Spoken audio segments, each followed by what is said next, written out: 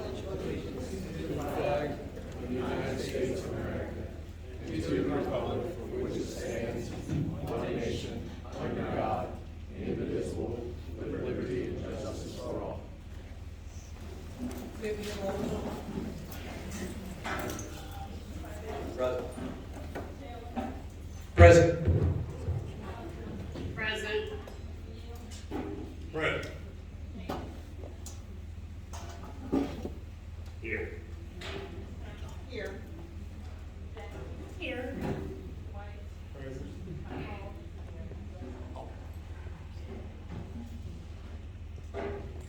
All right, 2.01, there will be a public hearing on our budget. Mr. Taylor will read the rules for public comment. 1, identify yourself by name and 911 address. 2, speakers are limited to 3 minutes. 3, individuals may not reserve or otherwise transfer their time to another speaker. 4, specific personnel matters must not be initiated at a public meeting. 5, speakers cannot be abusive, threatening, or use profanity. 6, specify the nature of your remarks. 7, speakers who have previously spoken on a subject for public comment should not be allowed to readdress the board during the same public comment period. 8, specific questions should be resolved prior to the meeting by contacting the superintendent or the appropriate staff member. 9, anyone who would like to present a PowerPoint presentation for public hearing has to present the presentation 24 hours in advance for review by the staff for appropriateness. 10, all questions shall be directed to the chairman or will, at his or her discretion, solicit the response from the appropriate staff member. Ms. Hunley, questions on the budget?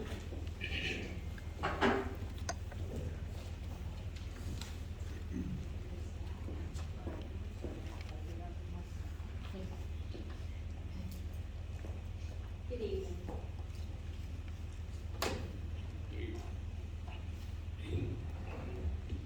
Good evening. I wanted to let you know that I updated your budget, not the numbers, but I added some sections this morning or this afternoon, and it's included in your booklet. And there are booklets for the public right back there in the mailbox if anybody would like to have one, and it is online for public as well.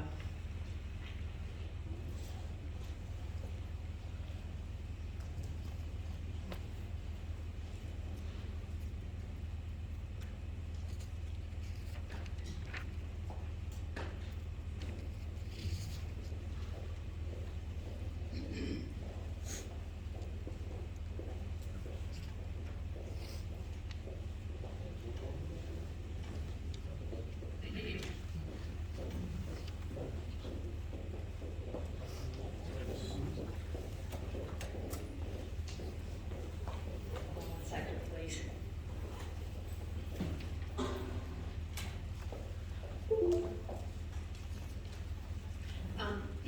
The first section, which is one that I added today, is frequently asked questions. We used to have this in the budget a number of years ago, and nobody ever seemed to pay a lot of attention to it. So over the past couple of years, I haven't included it. But given the fact that we have some new board members and trying to put back as much information as we can, I went back and added it today. One of the things on the first, it's a question and answer type format, and the first thing is funding by sources. So, we have more than just this operating budget. We have our grants and federal programs as well. So if you take everything together, not just the operating budget, which is almost completely, at least 2/3 state funded.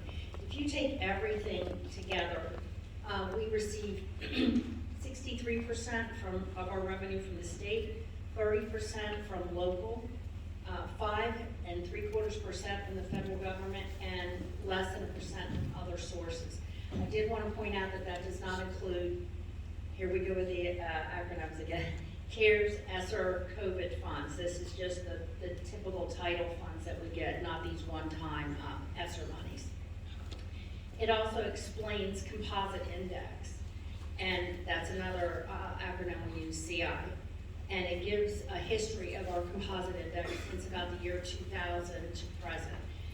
And it explains the background behind a composite index and how that's important to our funding. Basically, the composite index, I think I've said this up here before, is the state's way to measure the wealth of our county. So they take many, many things into factors, and ours is 0.3487, which basically comes down to of the SOQs and of what they feel is a required, what you should be spending in education. About 35% of it should come from local and 65% from state. So you can have a lower composite index, but it also maxes out at 0.8, which I cannot imagine, but that's the highest composite index that you can have in the state. I also included a section of expenditures by category. You've heard me say before that education is a people business, and approximately 84% of the school division's adopted 24 budget was for salary and benefits. And in 25, the proposed, it's very, very similar. If you look at our expenditures in a different way, we spend approximately just over 70% on instruction, and all of these are state-defined categories. These aren't Accomack County Schools or Beth's or Dr. Hall's. These are state-defined categories. Over 70% on instruction. If there's ever a benchmark for this, I've heard 65% tossed around a lot. They want you to spend at least 65% on instruction, and we're at just over 70. Approximately just over 10 on building services, 7 to transportation, 5.3 to administration, attendance and health, and about 6.3% to technology. I'd like to explain a little bit about technology. Once upon a time, technology was not a budget category by the state, and they decided to pull it out. So many of the items in technology are classroom instruction related. But if it's anything to do with technology, whether you're teaching a business class or whether there's a software purchase that we make for the Chromebooks and the devices, that's reported to be categorized as technology and not in its previously respective category. Average daily membership, another acronym, that is not enrollment. Enrollment is a higher figure. Average daily membership is actually how many you have seated on a rolling average for the year. Many of our revenue sources are determined by average daily membership, meaning that they give you in basic aid a certain dollar amount per ADM. Our ADM is determined for the year on the March 31st count. So whatever the ADM rolls to on March 31st, that's the final ADM upon which our final revenues for the current year will be based. I went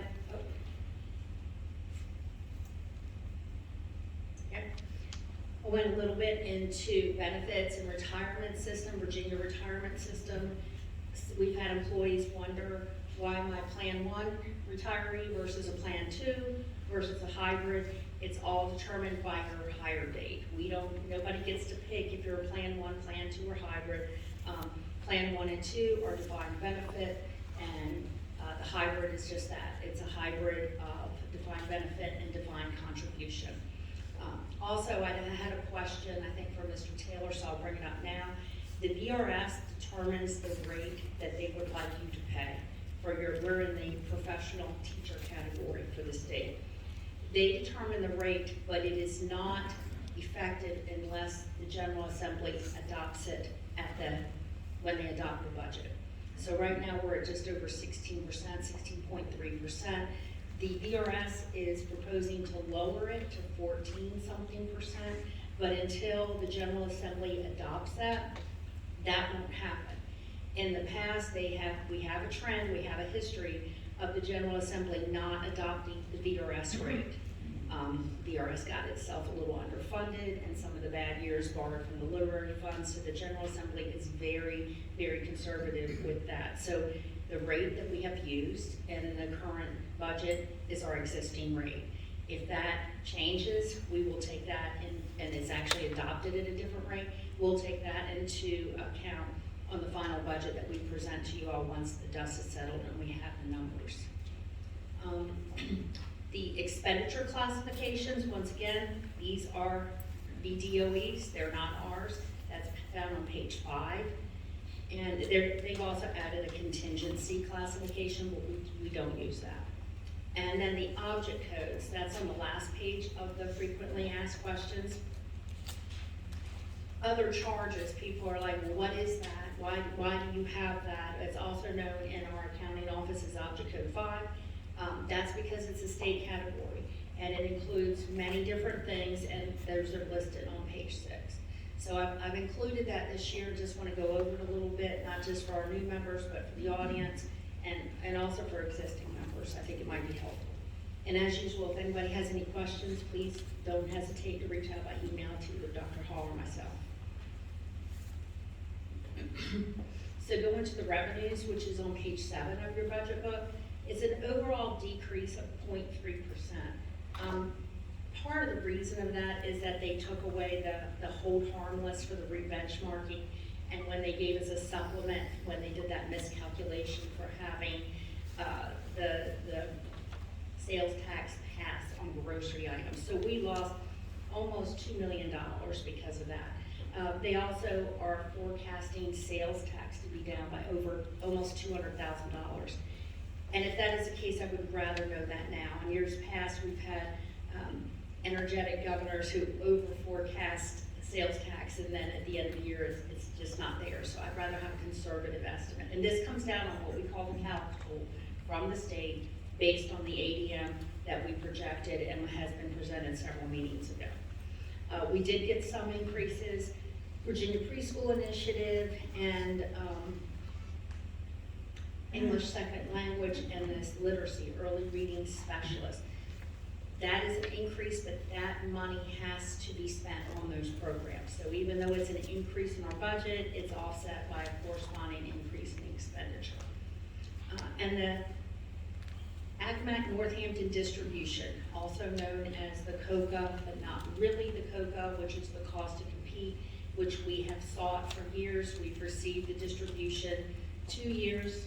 This would be the 3rd year. They cut it to less than half. Once again, this is the governor's proposed budget. The local revenue, we did get information back from Mike Mason, County Administrator. They're projecting a $1.1 million increase for us. This is very, very good news, because when we got a pretty substantial increase last year, the word was, we don't think you'll get one next year, so be prepared. So to hear this was just like joyous news. They come up with this on a revenue sharing formula of 53%. So every year they do, the county does, not us, they do a forecast of what they think their discretionary revenues will be for the next year. And of that, we get 53% of it. So the 53% of the county's anticipated growth in discretionary revenues comes down to a bottom line of $1.1 million for us. So you see on page 7, that increase in local revenues has reduced our budget shortfall to just over $1.1 million. And I will talk more about the All in Virginia. It is not in this operating budget, it's in the grant section in the back, and I'll get to that when we get to that section. But the All in Virginia is not included here, basically because we've been given a 3-year allocation, and it is misleading to put that in 1 year. So these are the additional proposed expenditures. 5% salary increase. The governor proposed a 1% bonus. He proposed a bonus last year, and the General Assembly changed it. Whatever the General Assembly changes it to, or the final budget is what we would do. So if we have 5% in there, what we would recommend, and they still pass a 1% bonus, we change it to 4% with a 1% bonus. Because we would want the bonus matching money. We wouldn't want to leave that on the table. So right now we have 5% in there. If they change it and to reduce it to a bonus, that's what we'll propose. There is no salary increase for next year in the governor's budget. That's because the salary increase that we got this year, that had to be 7%, and for teachers we averaged 7.25%. That was required to be effective January 1st of 24. We don't like to do split contracts. Everybody gets a contract. We didn't want to give one in July and then another one in January. So all of our raises were effective July 1st, even though to get the money, they did not have to be effective until January 1st. So if you hear on the street people saying, how come other school divisions are getting increased salaries right now in January? Well, we got ours the previous July 1. Math textbook adoption, we put that in there because we're coming up on 3 adoptions. They're quite spendy. We need to try to get at least one out of the way. We looked at also different items that are going to be included in the CARES ESSER money that we were going to lose, and one of the common requests was we hired retired administrators to work part-time in several of our schools, and we continued that at Wetumpka and Chincoteague. Wetumpka due to its size, Chincoteague due to the fact that they don't have an elementary principal. The early reading specialist is tied directly to the new revenue source, so if that stays in there, we must hire an early reading specialist with that. Additional funding for the classification and compensation study. We had $779,000 in there. We spent, in this current year, we spent about $100,000 on instructional assistants because we couldn't fill the positions. And listening to the county and what it cost the county, we upped that from $779,000 to $1 million. We don't think the county, well, the county, I think, ended up taking about $1.2 million. We would like, you don't do a classification and comp study if you don't have some money to back up the recommended changes. We won't know those changes until April. And that is on every position in Accomack County Public Schools except for teachers, because the teacher salary scale is addressed every year. Athletic trainers were added as well for the safety of our student athletes and a guidance secretary. We looked at alternate funding when we were going through this process as well, because one of the things that we know that we are going to lose with the loss of ESSER CARES money on September 30th are instructional assistants. And we're looking into, Katie Farrell's looking into seeing what she can do with Title I and with early reading intervention money to try to keep some of those assistants on. The last 2 items were presented by the SEAC committee, and you know, I was kind of sitting in the audience that night when we heard them present their budget, and I did want everybody to know that Ms. Annis had presented the exact same budget to us in our budget meeting. So it looked like, oh, they presented after the fact and none of this was considered, but it was considered, and we did consider this in our budget meetings. And one of the requests was for 5 SHG, 5 special ed teachers for IEP guidance. That would take 5 qualified people out of our classrooms dealing with our special ed kids. So we're looking at adjusting the stipend that we pay qualified teachers in order to assist with the IEPs. And then another item that they brought up was wage increase for student support monitors. One of the reasons we could not raise the wages for student support monitors was because of the wages we were paying instructional assistants. You know, it's all in a tier. We couldn't raise them above what we pay instructional assistants. So they are also subject to get some money from this classification and compensation study. So even though that isn't on the list of what we're adding to the operating budget, it is something that's being considered as an alternate on how to try to handle it with either different sources or even sources within this budget. The last section of the book is federal funds and other state grants and initiatives. It starts on page 46. These funds are not included in our operating budget, and they're accounted for separately in a separate fund. There's a misspell. The second column is actually the current year balance. If you see, it's 23-24, which is in the current year, because funds are not known until that time. These funds will be separately appropriated by the Board of Supervisors in the current year. And this section describes the purpose and use of these grants by expenditure object code in full detail. A condensed appropriation request to the Board of Supervisors will be shared with the school board at the February 20th meeting. And after you see the appropriation memo, which is something we typically do every year, we don't usually bring it separately because you have this section at the end of the budget book. But after that, we'll be sending it to the board for appropriation. All in Virginia is in there, and it is in there in the entire amount. Once again, We're going to ask for the entire amount to be appropriated, because we don't know how the split's gonna fall in this year versus next year versus the next year. But that's in there as a one-time in the back, and it explains it. And in the appropriation memo, you'll also see whatever balance we have left in all CARES ESSER funds as of June 30th to be appropriated next year. So that also will be brought to you at next meeting as part of the financial report. That's all I have. Oh, no, I have the next steps. Sorry. So what we hope to do is adopt the budget tonight to present to the Board of Supervisors. Meetings will begin. I think Dr. Hall already has them scheduled. We meet one-on-one, Dr. Hall, myself, with every single Board Supervisor to go through the budget, explain the budget, and more importantly, answer any questions that they might have. We will present the school board budget to the Board of Supervisors on February 21st at 5 p.m. and everybody is invited to attend. Then we wait for the state to adopt a final budget. Once the state adopts a final budget, we will come back before this board with a proposed balanced budget as well as salary scales for approval and discussion. And then we will be able to issue contracts. So I just wanted you to know we're now in the waiting game after we do the presentation to the Board of Supervisors. Then we just have to wait until they come back with the budget. Last year that didn't happen. That's the first year that has not happened, but I'm hoping that won't be the case this year. So just to make sure, yes, that's it. Any questions or something? I have one question, I wasn't here when the classification study was discussed. You said the teachers aren't included, sorry, in that study. Is admin, principal, assistant principal, central office, they're all included as well in that study? Yes, Okay, thank you. yes.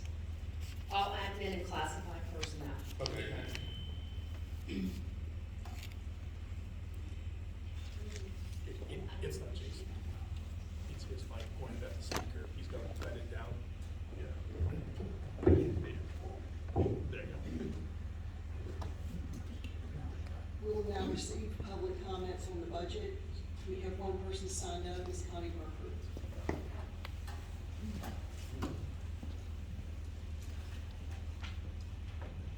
Can you hear me? I work for Shinkatua, Virginia. Do you want my 911 or do you have it? Okay. At the last meeting, I was very concerned when I attended the board presentation of the budget. While I was very pleased that all efforts were being made to increase the salaries to help bring our staff closer to a more livable wage, I was very concerned about the fact that the budget was voted on before the SEAC presentation. I reached out to Dr. Hall, just spoke about that, and expressed my concerns. I also reminded Dr. Hall of the increasing safety issues in the lower level elementary grades because of the lack of adequate support staff to assist the teachers in the classroom. By this, I mean the need for instructional assistants in kindergarten classes. She has assured me that all of those things are going to be taken care of. All of the SEAC concerns were addressed by Ms. Annis, and the need for instructional assistance has been addressed by Ms. Farrow. All of these will be addressed in this budget. I do not see them written as a line item thing. I see Beth has just presented something that mentions them. In all of my years of dealing with Accomack County Public Schools, I have learned that if it is not written, it did not or will not happen. No offense, Dr. Hall.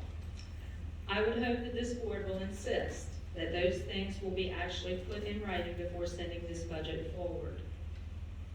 Another issue that I have, I just would like to bring this to the attention of the board, is that I do not understand how, with all of the increased issues we have with special education that was brought forth in a very well-prepared SEAC budget, how we can stand here and see that the budget was cut over $200,000 for special education from last year to this year. I do not understand how we can justify a $200,000 cut. So if someone could please explain that to me, I would really appreciate that. Also, when reviewing this year's budget, I see massive increases in several departments that really do not have anything to do with direct student interaction. Yet, in a most crucial department such as special education, there is a decrease. If this board would please consider that before you vote on this budget, I would greatly appreciate it. Thank you.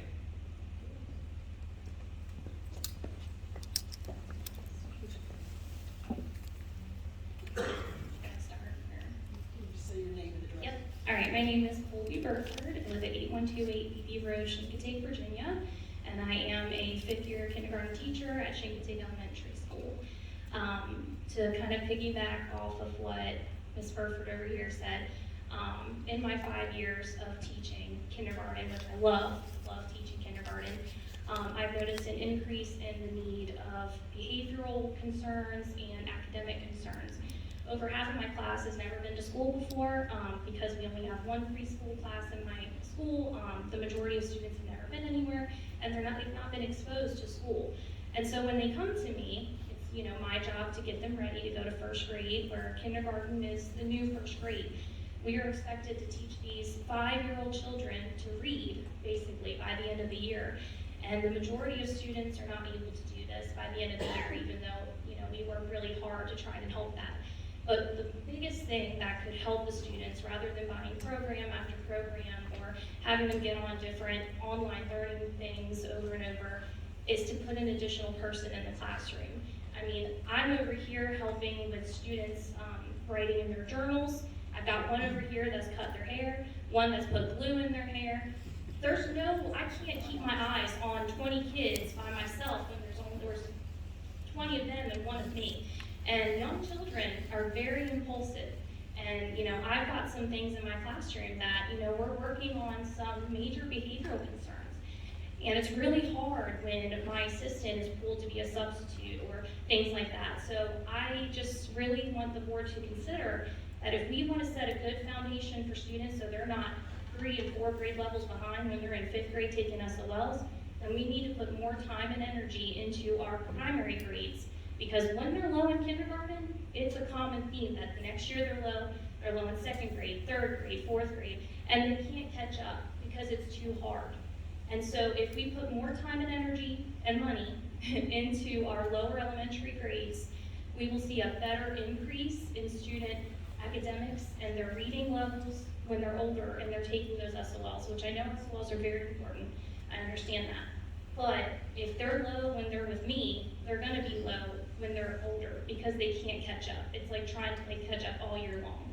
And so I just want people to consider that, you know, when they're discussing the budget, because it's very important. And I would hate for something to happen in my classroom because I was helping a student tie their shoe and then someone decided to jump off the table. You know, there's all sorts of things that happen in kindergarten. And students today are a lot different than when I was in kindergarten.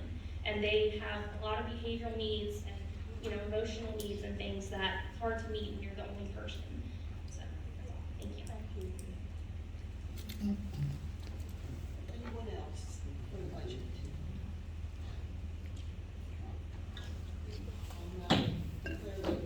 Close public hearing on their 24-25 school budget.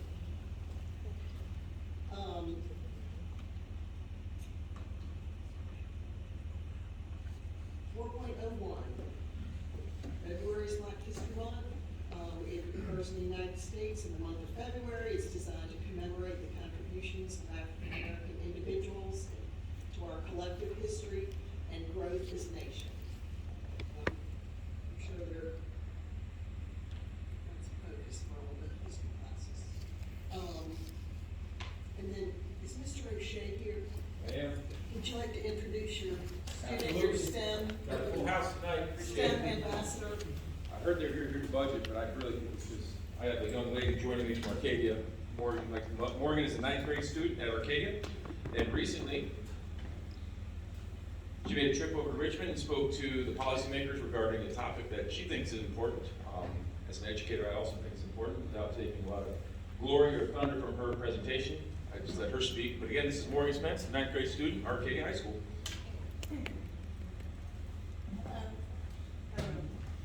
My name is Morgan Spence. Tonight I'm here to share with you about my meeting with legislators concerning STEM funding.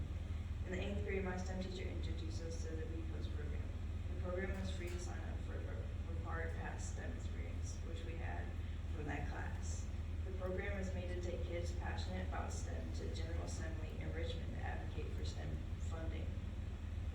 signed up, it required us to get on a Zoom meeting once a month. These Zoom meetings taught us a lot about advocating and helped us figure out what to say to these legislators. Once it came to Advocacy Day, we finally met in person.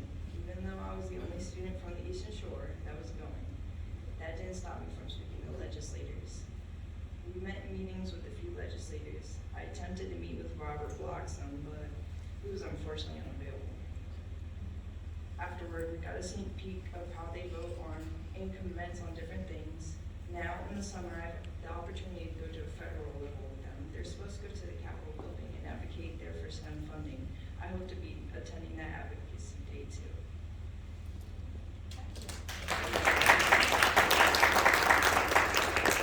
Thanks, folks.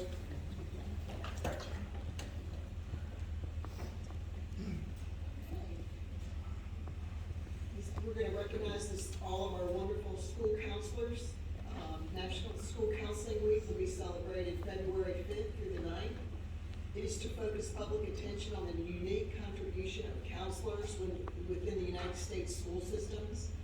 National School Counseling Week, sponsored by the American School Counselor Association, highlights the tremendous impact school counselors can have in helping students achieve school success and plan for a career. National School Counseling Week is always celebrated the first full week in February. This year's theme is standards-based, student-focused.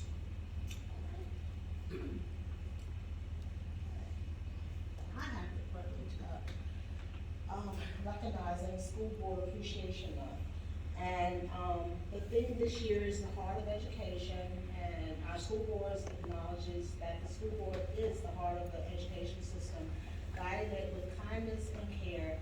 The month-long observation is an opportunity for school divisions and communities to build a strong understanding of the crucial role school boards assume in a representative democracy.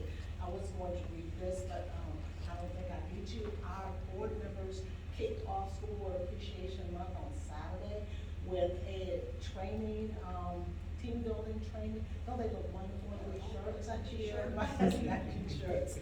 So in recognition of School Board Appreciation Month, I do want to acknowledge all of our school board members in the certificate. Mrs. Figueroa, Dr. Johnson, Stephanie Jackson, Alicia Hennessy, Janet Turner, Ellen Taylor, Dr. White, Jason Whipper, and Neil. Let's give them a round of applause.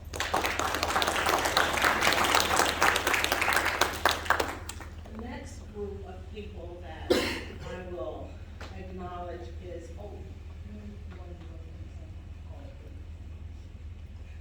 we have a presentation from our, the Virginia School Board Association president. Hello, I'm Carter Tiller, President of the Virginia School Boards Association. And February is School Board Appreciation Month. Serving on the School Board is one of the most challenging yet rewarding ways to give back to your community. Nothing in life can truly prepare for the unique demands and responsibilities that come with serving on the school board. In Virginia alone, we have over 850 dedicated school board members, each representing diverse backgrounds and experiences, who have willingly accepted the crucial task of overseeing education for our students throughout the conflict. This February, I urge you to take a moment and express your gratitude to the local school board members in your community. They deserve to know that their tireless efforts and unwavering dedication are recognized and appreciated. Your support can make a real difference in motivating and inspiring these individuals to continue their vital work. To my fellow school board members across Virginia, I want to extend my heartfelt appreciation. You consistently put the needs of our children first, ensuring they receive the quality education they deserve. Your commitment as leaders, advocates, and supporters of public education is commendable and vital to the future success of our communities. So let's join together this February and celebrate the School Board Appreciation Month. Let's express our gratitude and show our local school board members that we value their hard work, dedication, and unwavering commitment to Virginia students. Together, we can make a difference in the lives of our children and the future of our great Commonwealth. Thank you. Also, this month, the Virginia School Board Association Board of Directors has designated the third week in February, February 12th through 16th, as Virginia School Board Association School Board Clerk Appreciation Week, with a goal of building awareness of the role board clerks play in assisting school board members, superintendents, and our local schools. We have a clerk and a deputy clerk. Ms. Owen? Is that a deputy clerk? Thank you. And Ms. Webber Smith is our clerk.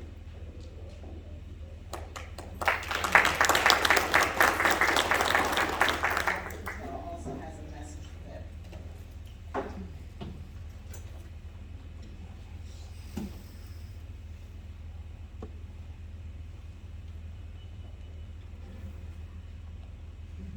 Hello, I'm Carter Patel, President of the Virginia School Boards Association. February 12th to 16th, 2024 has been announced as School Board Clerks Appreciation Week. This is a week dedicated to honoring our incredible school board clerks as they play a vital role in supporting school board members and effective governance teams. Board clerks work tirelessly to provide services to school boards, including ensuring accurate records, scheduling meetings, giving the proper notification, and many other duties. But their contributions go beyond administrative duties. Many of our school board clerks in Virginia also serve in other capacities, directly impacting the lives of our students and shaping the future of our school divisions. Today and every day, we want to express our heartfelt gratitude to all school board clerks for their unwavering dedication. Your hard work and commitment paved the way for the success of Virginia's public schools. So join us in celebrating School Board Clerk Appreciation Week. Take a moment to thank the school board clerks of your community for their invaluable contributions they make. Together, let's show our appreciation for their efforts in shaping the future of education in Virginia. Thank you, school board clerks, for all that you do. Your impact is immeasurable, and we are truly grateful.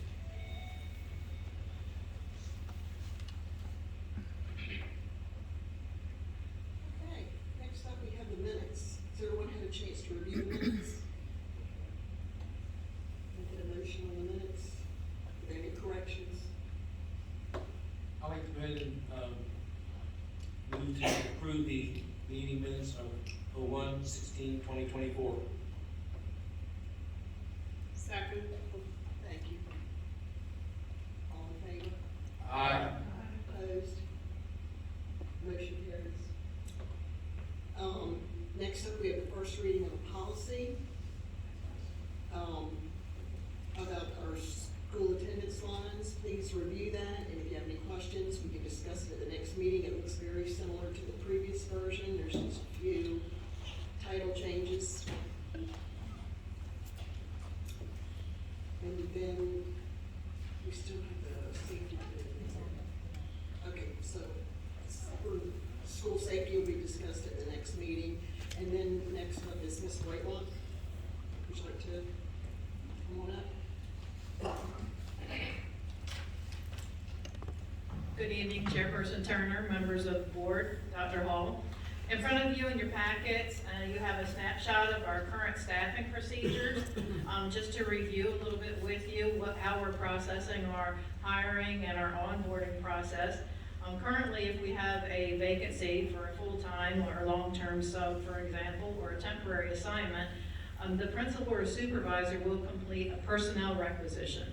This form is new, something that we instituted this year, and it's a form that will travel from the requester to me, Human Resources, and then I'll review it and I'll get the appropriate signatures from the superintendent, and also depending upon what funding source it is, because that's identified on the form as well, it'll go to that area manager and Ms. Only from finance. And that is our tracker that we use so that we make sure that we have our staff accounted for, so we can keep an accurate staffing of who leaves, what the reason are, and who the replacement is. Then after we have designated that the position is available to be posted for, we place it on our online platform, which is linked to our website. It's called Talent Ed, it's our job application board. We post it there, we post every position for at least 2 weeks. Some of the positions that are on there now that you see don't have an ending date because they're positions that we're continuously looking for or haven't been able to fill yet. After it's posted for 2 weeks and we remove the posting and we start the process of bringing individuals in for an interview, what I will do is I will screen the applicants, we ensure that the candidates are called in for an interview, meet the criteria that is listed in the ad and on the qualifications of the job description. Sometimes, on occasion, we will consider equivalent combination of education and experience to bring someone in for an interview. After we bring them in from an interview, we set them up to interview with a panel, and the panel usually includes myself, I try to be on as many as I possibly can, the area supervisor or principal, and also the executive director if it happens to be instruction. We may ask the elementary or the secondary individual to be there as well too, so that we at least have to try to have 3. Lately, we've been having multiple interviews, like for instructional assistants, because there are multiple openings, and I will be on the panel along with various principals or assistant principals. Occasionally, if we're interviewing an applicant that is out of the area, we'll accommodate a virtual interview in addition to being present. So we try as much as we can now to get back to that face-to-face contact, but sometimes we will schedule virtual so that we don't lose an applicant having them travel here for an interview. After we've completed the interview, then we make our recommendations as a group that we will recommend to the superintendent. The panel has a scoring rubric in each of their folders with the interview questions, and that is presented and summarized by me to the superintendent. Once we have the approval for the person to be hired, we reach out to the applicant, indicate that they are currently being considered pending notification of the board and pending a background check. And the next step for us is to do a background check, which includes checking their references, as well as fingerprinting them and doing a Department of Social Services background screening. And both of the last 2 items are done in my office. We have the capability of doing that there as well. And then after we have notified the individuals, they've completed those requirements, their name goes on the personnel memo that you see every month. And then after the board meeting, then we call the individual and set them up to start. Candidates who are not selected are notified through our job application board. They receive a status update, and they also receive an email from me, or they may get a personal call from me clarifying any questions that they have as to why they didn't get the position. That's primarily the full-time hiring. The substitute hiring is a little bit different. We currently have open positions open for all substitutes, which includes substitute teachers, medical staff, custodial, and food service. All of these applications you'll see are open now with no ending date on our Talent Ed job board. As the applications are received, I'll screen the applications to determine that their eligibility to work for us. For an example, that they didn't work here before and leave and are not eligible to return, so I check our database for that. Then once they are eligible to work in the substitute capacity, there are training modules that they have to complete. They do that online, and then they come to our office for the fingerprinting and social services background check.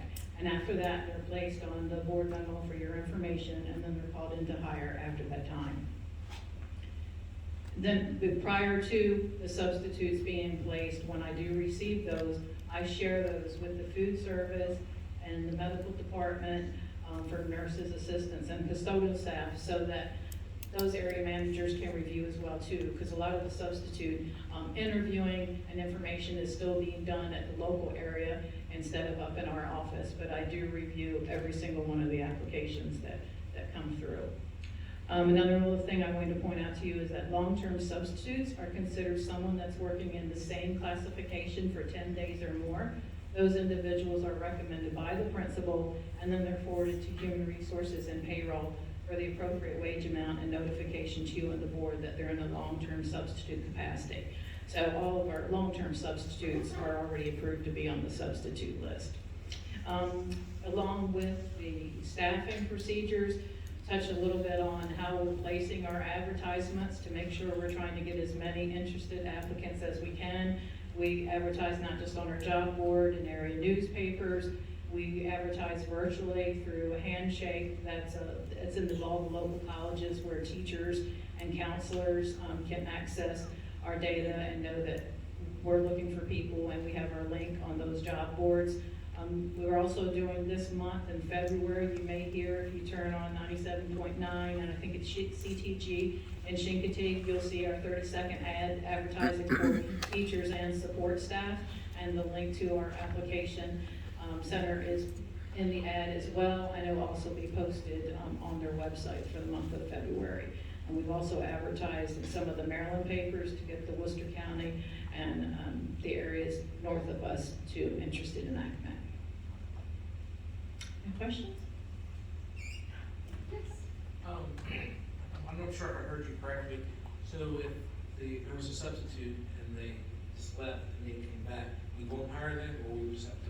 Oh, no, we will hire them unless there was some reason why they left that they would not be eligible for rehire. And that's the database. I go back in and make sure that I look in their file to make sure there's no reason why we wouldn't want to hire them back. Because we do get that frequently. People leave and go get another job and then decide they want to come back for substituting. But before we put them on, I review that. Okay, thank you. Dr. Johnson. Thank you. Just a suggestion, one that I heard expressed from the board before, with regard to our billboard advertisements. I happen to agree that going forward, when we get those maybe fewer words, largest print would be recommended. It's kind of hard to read as we're going by at speed limit. Yeah, thank you for that. I've noticed that as well too. I don't see as well, and I've pulled over on the side and looked at that. Once we have the next renewal, that's already in my notes to do. But thank you, I appreciate it. And just, so these are pretty much, this is teacher and then like substitute. Yes. Uh-huh. So if maybe we were hiring a principal, Mhm. is it the panel, the interview panel, is that prescribed, or is it whoever you can find that day, or? No, it's generally, we'll have the executive directors in there, human resources will be in there. If it's a principal, the superintendent is usually in, and then we've had board members in the past. Usually it's a larger panel than 3, I would say about 5. Thank you. Mhm. Yeah. Any others? Thank you. Do you have a question? I'm sorry, one more question from Ms. Jackson. I see the bullet point about advertising positions and talent ed for at least 2 weeks. Mhm. Is there a procedure as far as if/when we advertise in other publications? No, we don't have a procedure. We try to advertise in as many publications as we can to get our word out. But we do have a budget for advertising as well too, so we have to keep track of how much we're spending in the areas that we advertise for. We try to get as many of the free areas that we can. And I'm curious as to, on average, using the methods that you're currently using, how many applicants will you typically get for a position? It depends on what the position is.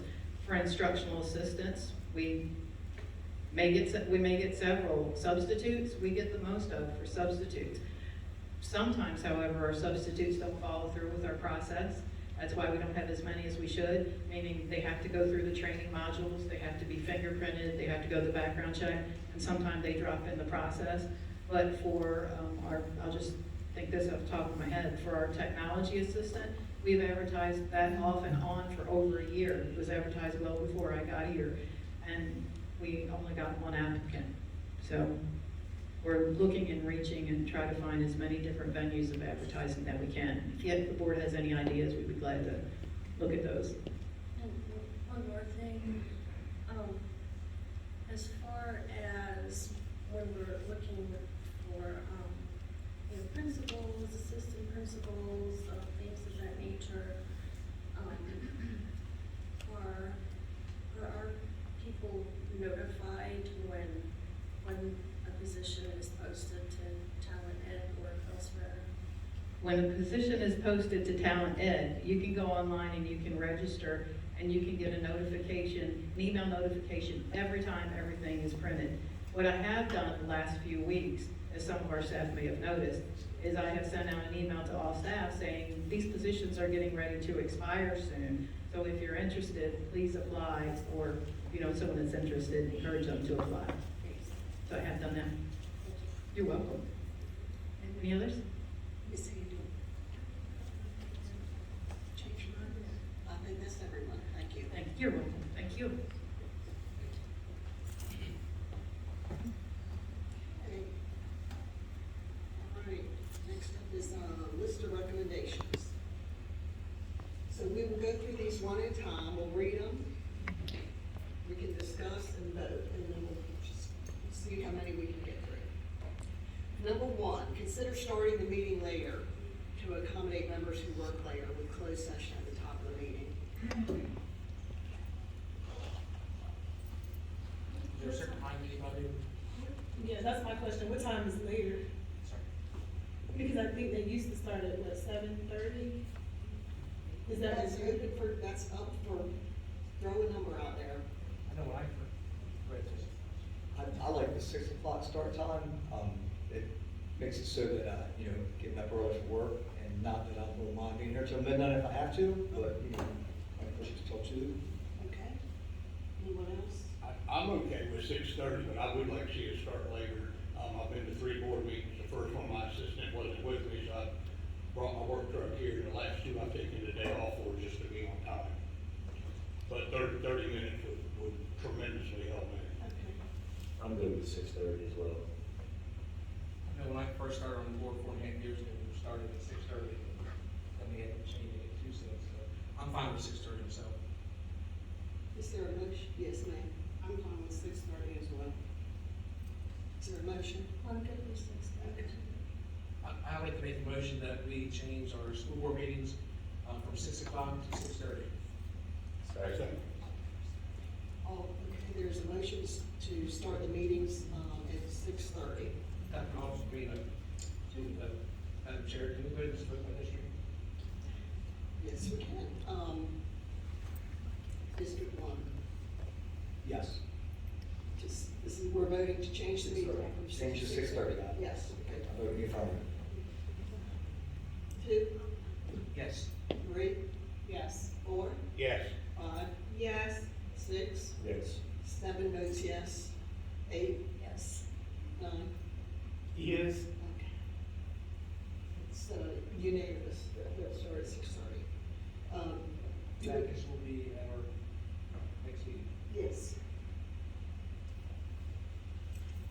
Madam Chair, yes, Mr. Brown. that was a two-part question, so. Yes, I'm getting ready to address that.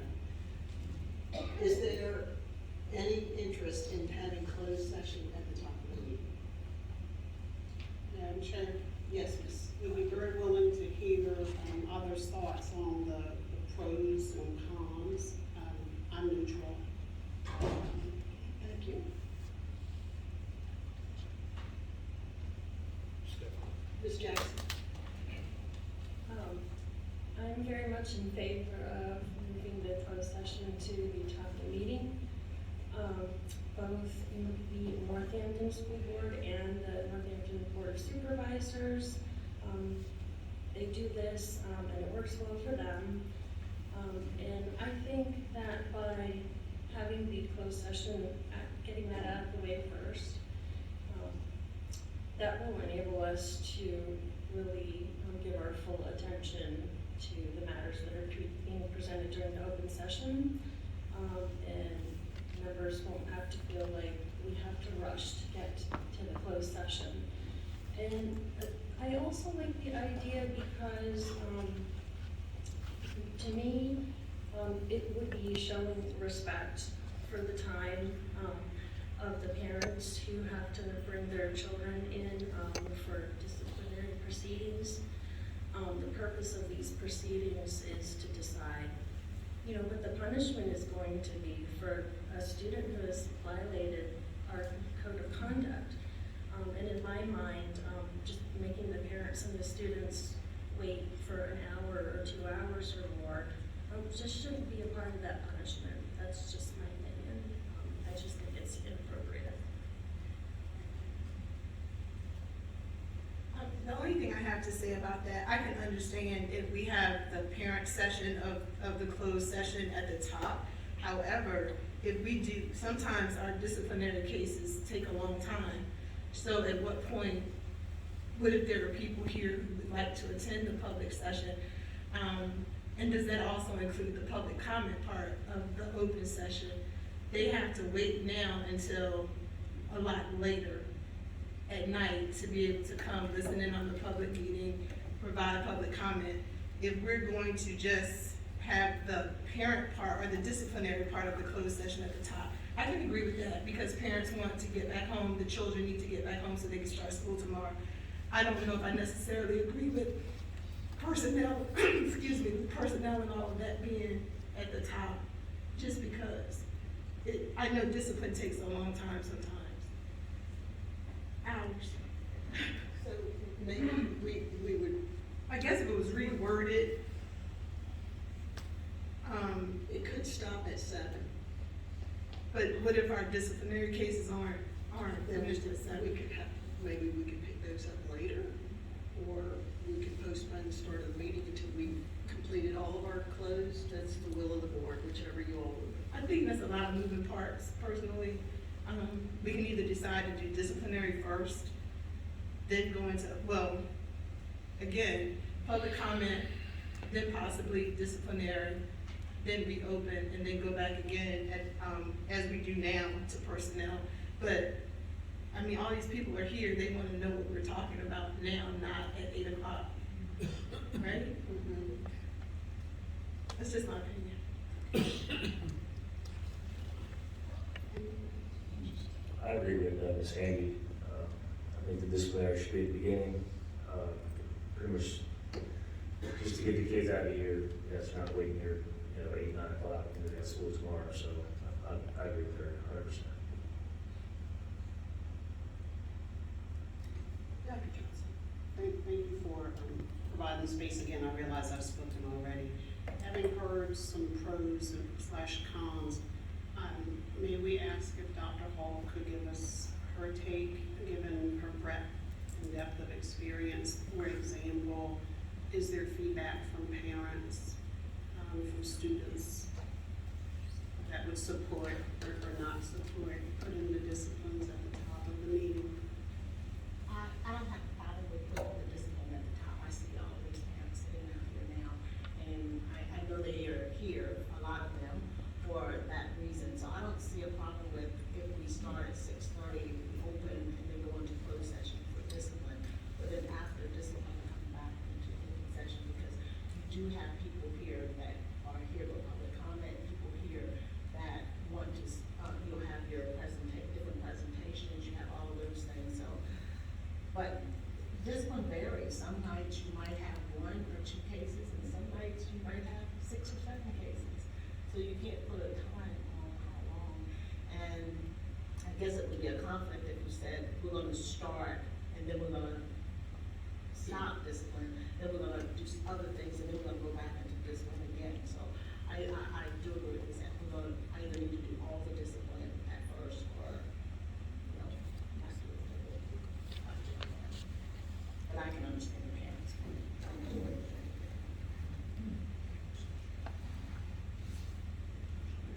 Madam Chair, may I ask a question, to the, audience on this question? All the parents that hear, what do y'all think about having discipline at the beginning? Let me see if raise your hands.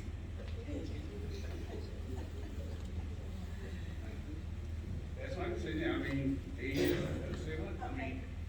Dr. Hall, at one time, didn't they have discipline at a different day? Madam Chair, I was curious, if we could try this, revisit it if it doesn't work. Let's do that. Let's try it for maybe, that could be part of the motion, that we'll try it for 6 months, and if it's, we can adjust it if we need to. Is there a motion? Or, I'm sorry. I just hate to see it discourage people coming in here that wanna make public comment, because they have to stand in the hallway now for an unforeseen amount of time. And I don't wanna discourage anybody from coming in here and saying what they feel like they need to say. I see the pros and cons of both ways. It's very, very hard to make a decision. but at the same time, folks want to come in here and make public comments. And you're benefiting one group, you're not benefiting another, and if you turn it around, it's the same thing. So it's really a hard decision, but, I mean, if we make a motion to try it for 6 months, I'm willing to try anything for 6 months. So if I may, I think I will offer that we open the meeting, we have our pledge, we have our roll call, we have our call to order. If it's a session where we have public comment, we offer public comment, then we go into our closed session for disciplinary, and then we reopen. We finish out the meeting, and then we go back into closed session at the end for personnel and legal. Second.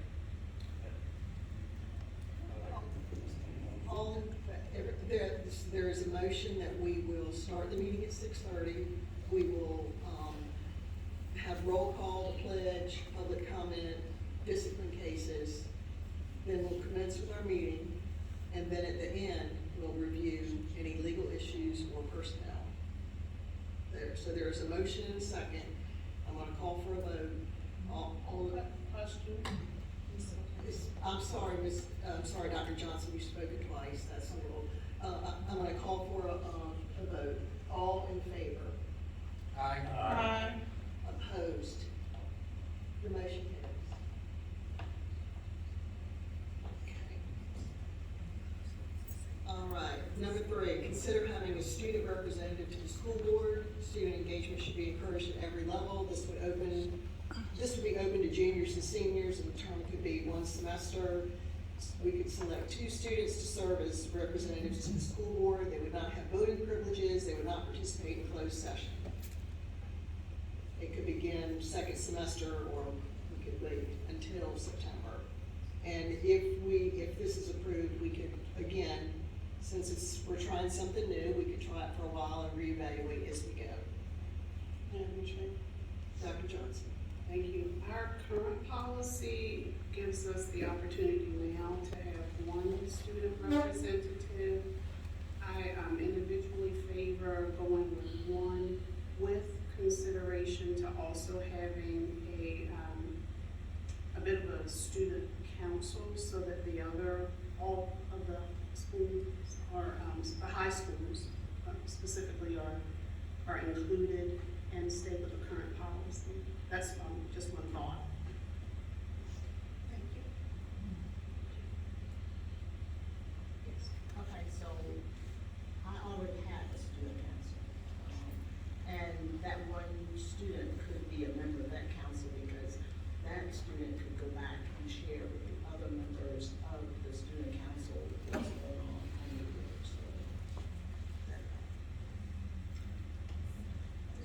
I just want to clarify, are we talking about number 2 or number 3? Number 3, having a student on the. What happened number 2? Did I miss that? No, I did. I skipped Number number 1 2. there. I'm sorry, I'll come back to number 2, but would you mind if we finish talking about number 3? I'm sorry. That's fine. Ms. Haney? Have we determined how these students would be selected? We have not. So when do you think this would go into effect?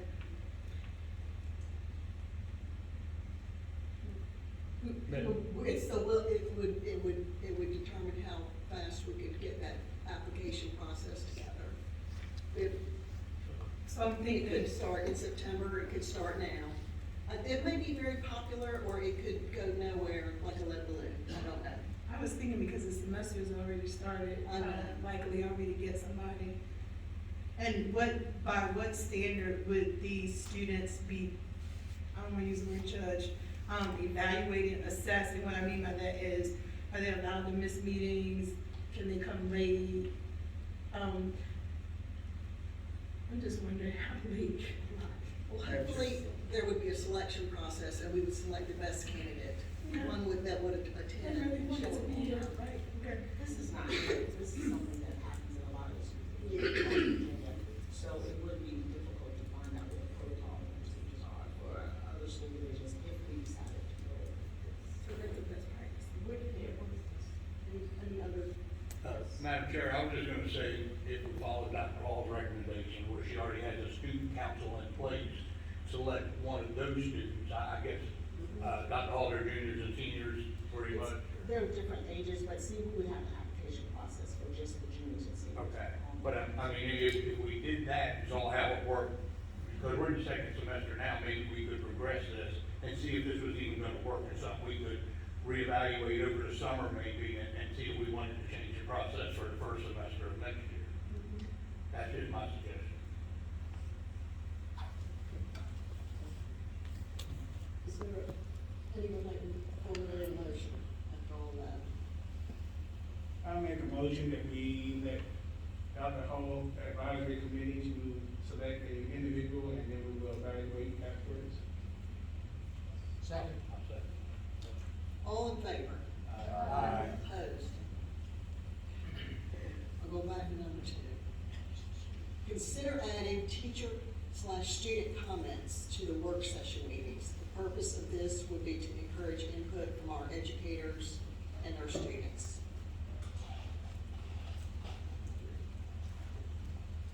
Just make sure I understand correctly, it's just teachers and students. So there would be public comment at our, Regular. yes, and this would be at our work meeting. Yes, Ms. Jackson. We do have a policy in place that seems to, support this, if I may share, please. It's, GBD, and it says that Accomack County School Board supports and encourages the concept of two-way communication between the board and employees. The superintendent is the official representative of the school board in its relations and communications with its employees. Employees are encouraged to communicate their ideas and concerns in an orderly and constructive manner to the school board and/or the superintendent or superintendent's designee. The school board desires to develop and maintain the best possible working relationship with the employees of the school division. The school board welcomes the viewpoints of employees and allows time at its meetings for employees to be heard. The school board does not discriminate against any employee because of membership in an employee organization or participation in any lawful activities of the organization. So, I think if we had a teacher-student comment period, it would fit right in with this. Is there any?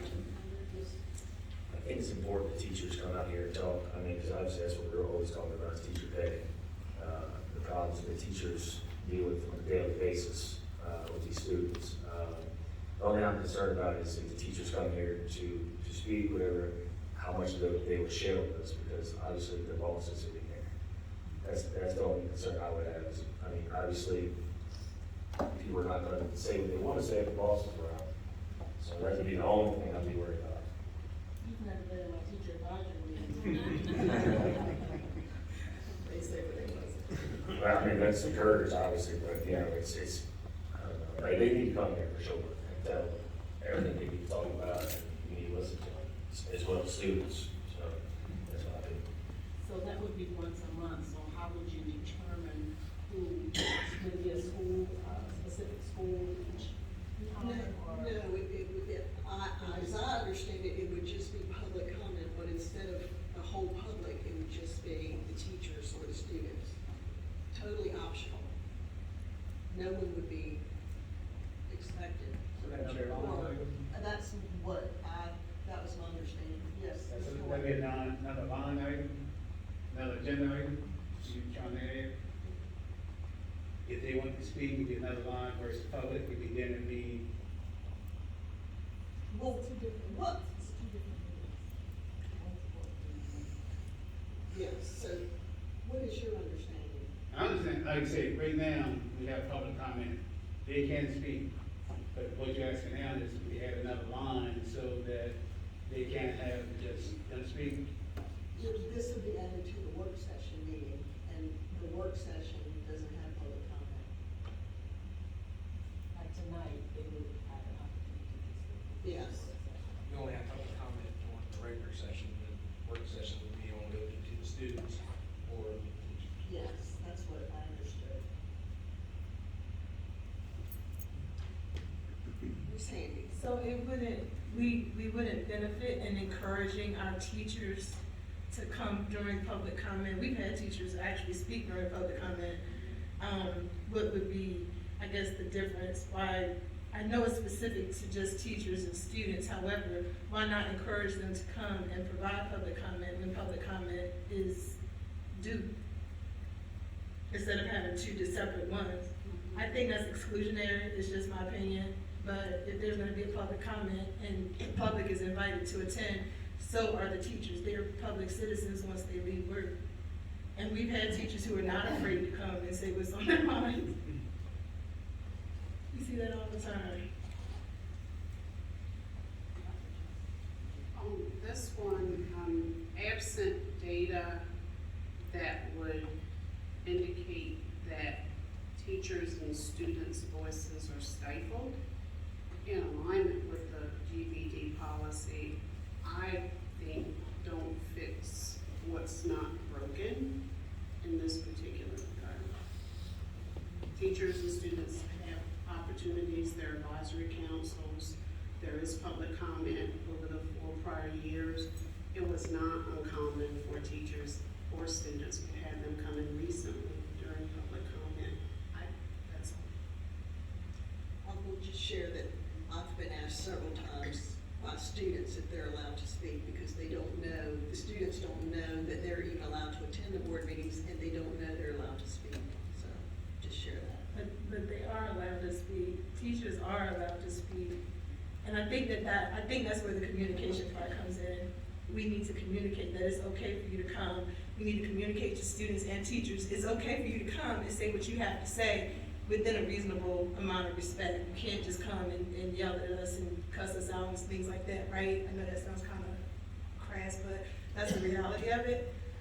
You are allowed to come. I think another reason why they don't come, Mr. Liker, is because, like you said, your supervisor is sitting right here. What are the ramifications of me coming and saying something? Well, you can't do that legally, you can't.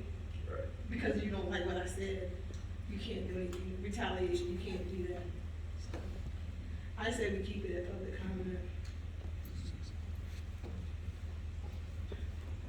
I think that there's an audience member who has something to say. Madam Chair, I don't, honestly, I understand everybody's point of view, but if we do this, can we change it to staff and students instead of just teachers and students? I mean, what if a bus driver wants to come in, staff and students, or, maybe one of our maintenance personnel or something like that? Again, just not. Make a motion. I make a motion that we have the staff and student comment on work session nights, not to exclude them from coming on public nights as well, they can speak either night they want to, but on the work session nights, it would be limited to staff and students. Second. There's a motion on the floor to have staff and student comments at the work session. All in favor? Aye. Opposed? Nay. How many nays do I have? 2, 3, 3 nays. 3 nays and 6 yeses, rather. Okay. Consider changing the table arrangement to the shape of a V or a U so members can see each other to improve communication. I'm good, I like my new seat, I can see everybody. Is there a motion? Yes. I'm not really, we can see each other a little better, but I'm more like Saturday, we need to be closer to like a V formation, so we can all see each other. Like I said, I'd rather see people close when I'm talking. That's just my personal preference. The tables are a lot better they are right now, like they were last time, but we need to be like maybe move the audience back a little bit, not the audience being right in front and center, so we can all talk and everybody can see it, and I can see people's faces. That's just my opinion. Maybe after the meeting, we could move the tables a bit. Is there a motion on tables? Madam Chair, Dr. Johnson? I move that we adopt a V-shaped table arrangement. Is there a second? Second.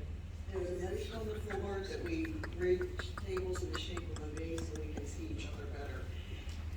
All in favor?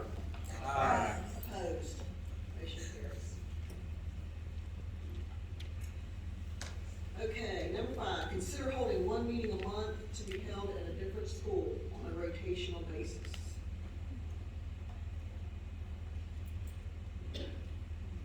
Madam Chair, I just, and I don't mind doing it, but I just have a question. I don't know who sets all this up, the logistics of that. Would that even be possible? Would, you know, it's broadcasted from here from, correct, Dr. Hall? I mean, can that be done from other schools if we move? We don't have a system like this set up at the other schools. And as far as setting up the tables and things, whoever the custodians or whatever, whichever school they're responsible. Okay, well, We the don't have tables a you system. purchase would have to be moved every time, or we would just have to, They would use the tables there. Okay, yeah. But we don't have the system that we have here for live streaming. Like right now, everything's being live streamed. People are on the computer. yes, ma'am, that's what I understand, yes. So that would be unavailable at any other school? It would be pre-COVID, what happened if we met at a school, it would be recorded, and then it would be uploaded a few days later. But it's not, it would not be live. Madam Chair, based on where I live, and the span of the county, having this, in my opinion, central location, is very helpful. I think that having one location for our public to cut back on confusion, where's the meeting, travel, as I've said, those are the largest considerations for me. I will also add, as a board member who travel from schools to schools, I have physical issues without revealing too much, such that sitting in some of those big chairs at some of the school locations is not helpful for my conditions. Madam Chair, I will say, I haven't been on the board when we used to travel to other schools. I did like seeing the schools. However, I feel that there's more participation with the school in the same location at all times, and it's a better venue with the setup that the IT department has done. Thank you. Mr. White? Yes, ma'am, like Dr. Hall was saying, like moving school to school, even though I'm at the end of the county, District 9, that is a lot of travel, and like I said, this is centralized, and all the setup is here.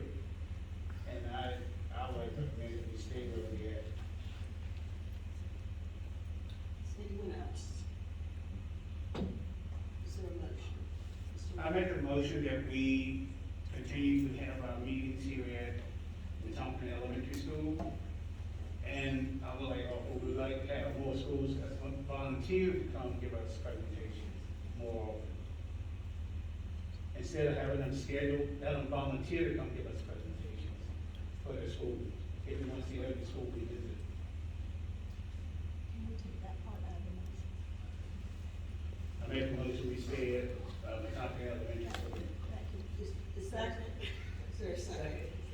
All in favor? Aye. Opposed? The motion fails. No, we passed. Oh, it passed, I'm sorry. I'm So we're sorry. staying. That- I was thinking number 7 failed, but the motion passed, number 6. Okay, so, Motion, question. You said 1 month, I didn't say that. Is it gonna be a month, or is it, so it will be a month, right, every month? Even though we passed it, I just realized it says monthly meeting, 1 meeting. I thought we were staying. Yeah, we staying here, but it says 1 meeting, we not currently have 2. yeah, it just should have been, I think it would have been 1 meeting a month, would have been at the school, but the second meeting would have been here. Which it used to be like that, it used to be like that, but we're gonna stay here. Right? Everybody good with that? Yes. Okay. Consider video recording the school board meetings so that they can be made available to the public shortly after the meeting. Madam Chair, do we have a cost on that? I don't know, but Ms. Burford is able to do it with her smartphone. So I think with all of our technology and our technology department, I don't believe it would be that expensive. I'm just curious, what it may be. Doing it with the phone may work, but I would think if we were It gonna do it, does. we would do a more professional setting. Trust That would me. be nice. As to what that would cost. So, so we would get someone from IT, Dr. Hall, to come in and do that for each meeting, to record the meeting? Are we live streaming or just recording and uploading? Whichever the IT department can do. Will we have to pay them extra? Not that I mind, but I'm just asking. That's a consideration, this might not. That's overtime. I would anticipate if we're working overtime. Excuse me. Mr. Spinell. I was gonna agree that if they were working overtime, and as she said, if they were exempt, or non-exempt from FSLA law, they would be paid overtime. You realize there's someone right back there? I do. Okay. Dr. Johnson. I have no problem with it, I just, we need to ensure that there is closed captioning.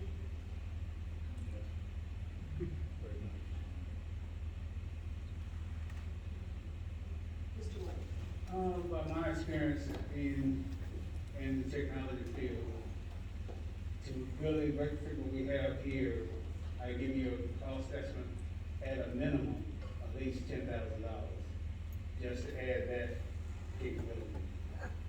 That's not counting what company you get, or if the IT department, you may cut a few thousand bucks to get the correct equipment and the cables run correctly.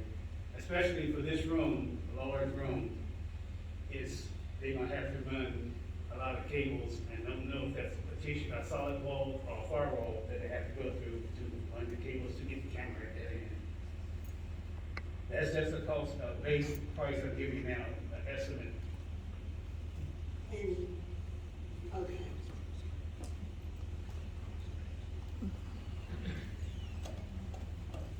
Mr. White. I don't think it has to be that professional, my personal opinion. $10,000 is a lot of money, obviously, to record the meeting. If somebody's willing to video with their camera or whatever, they probably do it for free. I don't think it's pretty self-explanatory. Somebody wants to go with the phone, let them do it. I You will, don't have to pay anybody. I will just share with you that I have seen other school divisions that have a YouTube channel, and not only do they record their board meetings and post those on there, but they also do their graduations and things like that, so. When I've seen the ones like in Virginia Beach, they look very professional. They do, they do. No, Mr. I just wonder about the legal aspect of having somebody do it for free.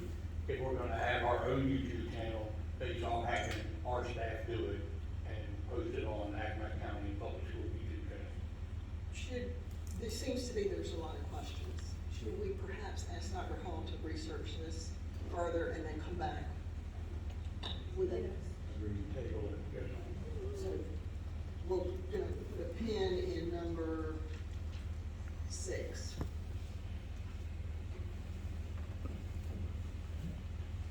Okay, number 7, consider having board members seated at the tables, superintendent to sit with the staff, similar to the board of supervisors, so that each member can see the superintendent.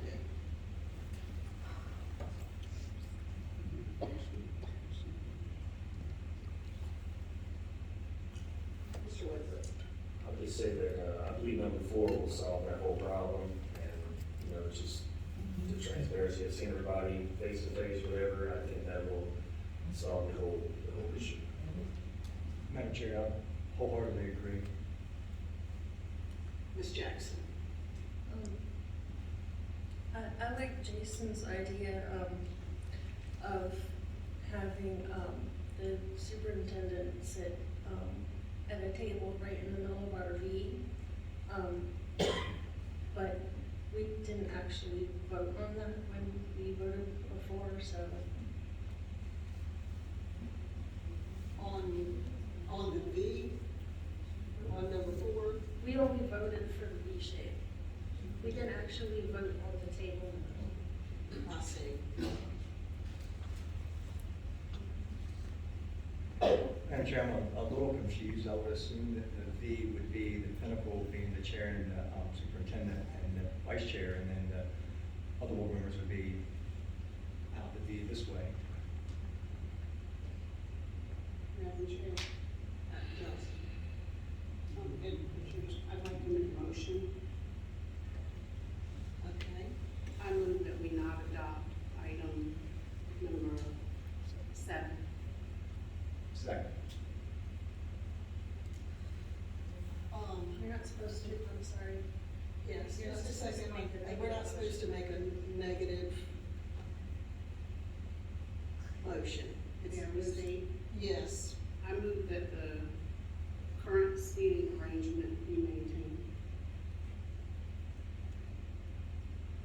so you, just to be clear, you would like the tables to remain just as they are? I'm sorry, we've already adopted the V shape, Okay, and so when I say the seating arrangement, I mean everyone that is seated at the tables be seated at the tables. I see. Second. There is a motion on the table and a second that these tables would be, we would all remain in our seat, but the shape of the dais would be a V. Is that correct? In my understanding that the V was in the previous motion, so yes, it would stand. It would be placed in the V, it's not a V right now, it's more of a U, C, it's kind of a C. more of a C. I would say, when I spoke about number 4, saying the V, a lot closer, audience pushed back, and Dr. Hall be front and center, or whatever, facing forward, what I said. And That is not the motion on the table. The motion on the table is everyone is as they are. We can vote again, but the current motion on the table is that everyone will stay as they are, but we will be in a V. Madam Chair, can I offer a discussion on it, or just ready to vote? Let's vote on that, and then if we need to, we can vote on something else. So there is a motion and a second. V, everybody right in their same seat. All in favor? Opposed? Nay. Raise your hand if you're nay. 2, 3, 4, 5. So that motion fails. So, Mr. Whitmer, did you have another motion? Make the motion for the B, Dr. Hall sitting in front and center, facing all of us, and closer to proximity, whatever the audience push back. Madam Chair, could we have a discussion on that? I'd Yes, like to know absolutely. the benefit of having Dr. Hall sit out there as opposed to sitting next to the chair and vice chair.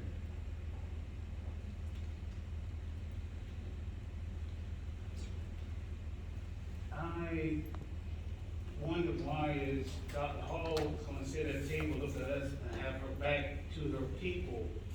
So when she talked to us and basically disregarding them. I find that that's, very inappropriate for us as adults, to have people, the person that's in charge to speak to people with a back to them. I feel we did not leave that table in front. Yes, sir. Across the state of Virginia, the superintendent sits with the board. The superintendent is a part of the board. The superintendent sits on the office of the board. You can look this up, and you can find out. I would not, in the history of Accomack County Public Schools, the superintendent has never not sat at the table with the board. So we need to have really good rationale for why this change would be made now. And Madam Chair, when I asked in my discussion, what would be the rationale for doing this?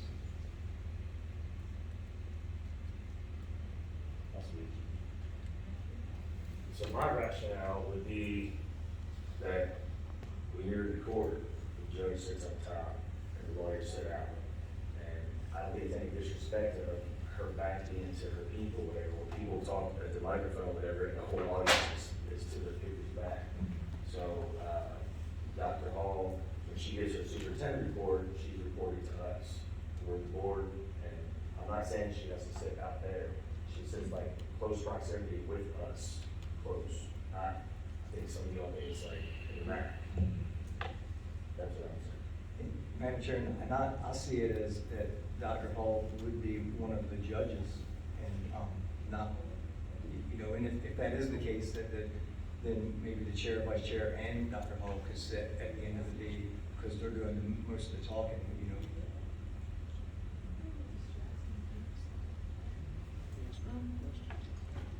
I would, alternatively, I would be okay with, having the superintendent sit, on the end.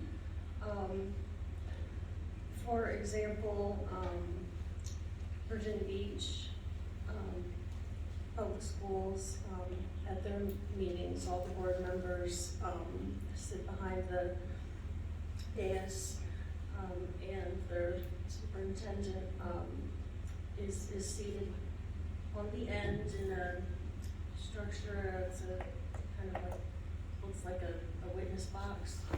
And so he's right there with them, just not front and center, which,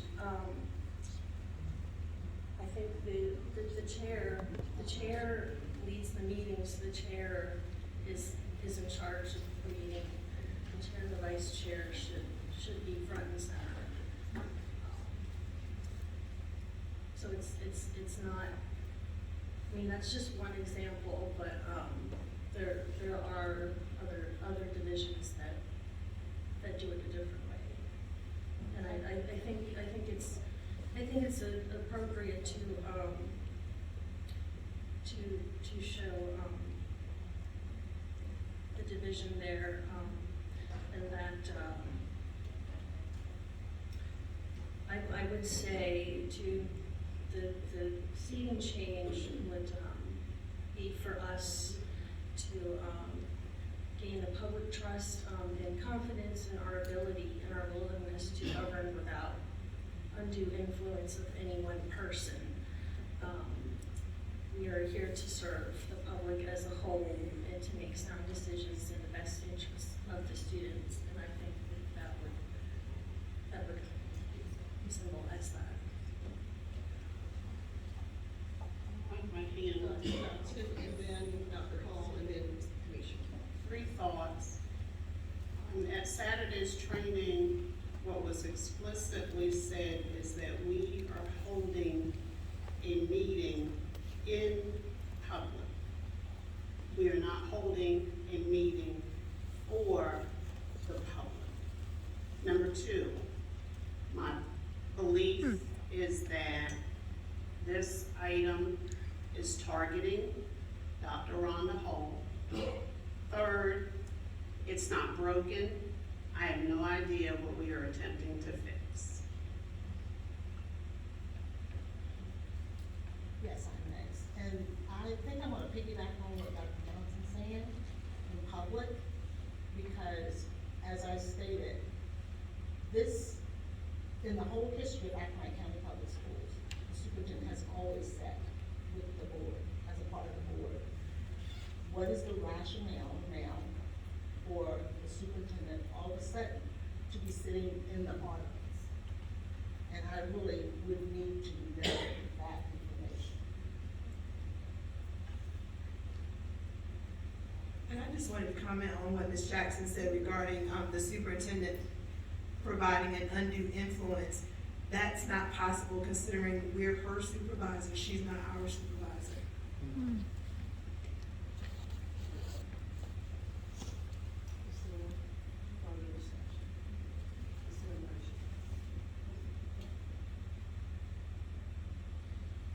I would personally move that we table this until this could be better communicated, because right now, I'll be honest, I'm confused. I don't know what we're voting on. Do we vote for her to stay? Do we vote for her to leave?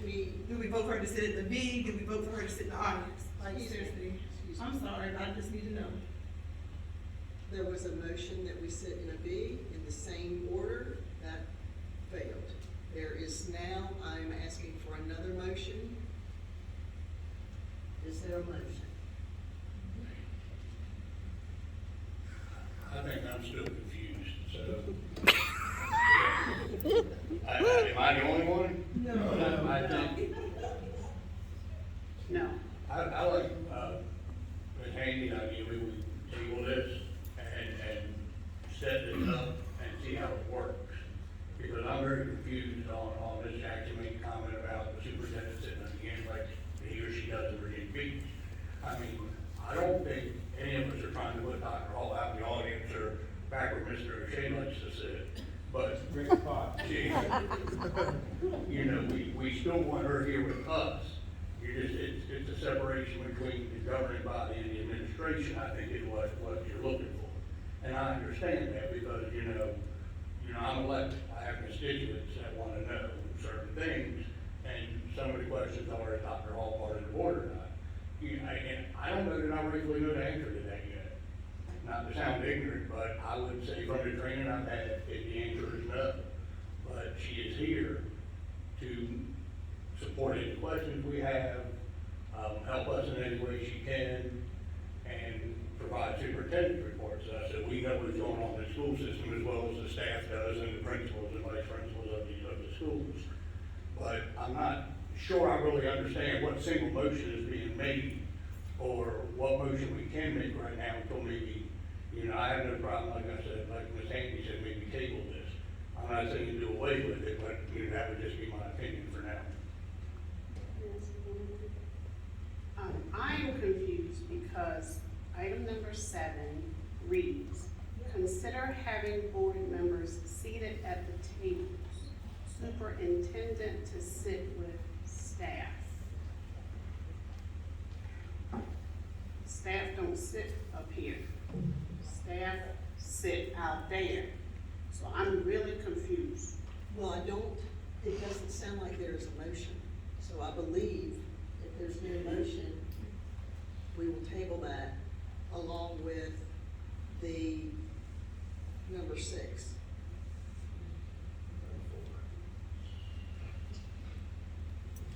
Yeah.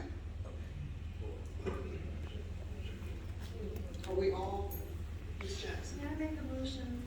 Yes, make a motion. I would like to make a motion, that we have the superintendent, stay with us at the table, but just have her, on either end, where either Mr. Neal is sitting now or Mr. Slidell. Whichever side she wants to be on. Top of the meeting. Yeah, the top of the meeting. Comment, and I feel that with Dr. Hall on the end, that, the center is in between everyone. They can hear, as Dr. Hall presents, you're the chair and the vice chair who run the meeting, and so me being on the end, I can hear all three of you equally, whereas Dr. Hall is over where Mr. Neal is, wouldn't be as good. The motion's been made. A motion has been made that the Dr. Hall would sit at the top of the meeting. Is there a second? I'll second that. We've lost Dr. Johnson.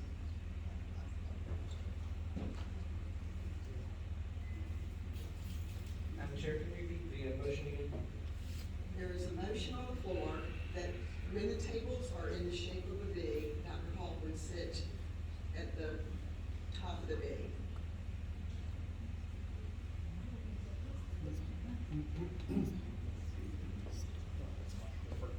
Madam Chair, what does that look like?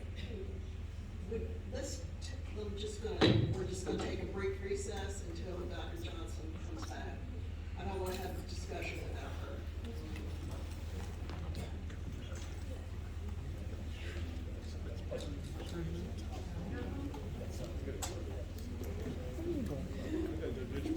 Oh, do you?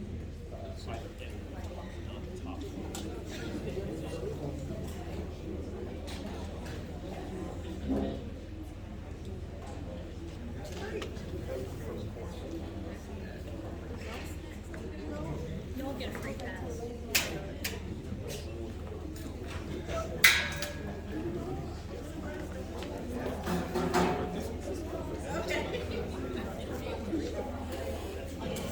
Hey, I thought you did a really good job. Yeah, yeah. spoke very articulately, and I tried, I was nervous. I didn't hear any shaking in your voice. So I was I'm like, used to only being with 5 and 6 year olds all day, so. wow. Oh man. I think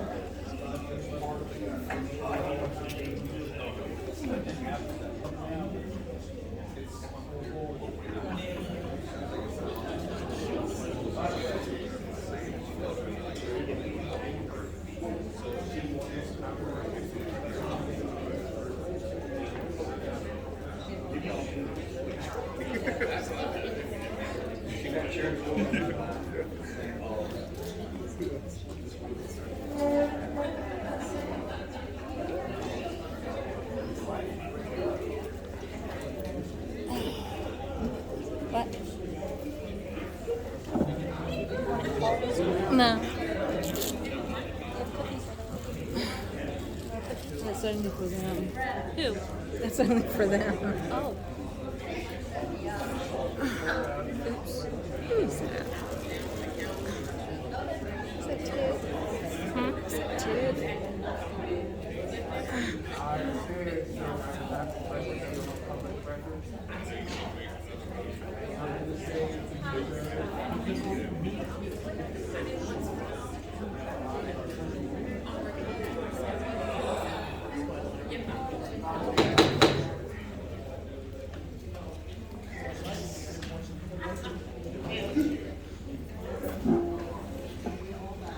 Yes, I do apologize. Without telling all of my business, I am presently on medication, and when I have to go to the Rick, restroom. you're good, you're good. I You don't need to do tell all your apologize. secrets. That's good, that's good.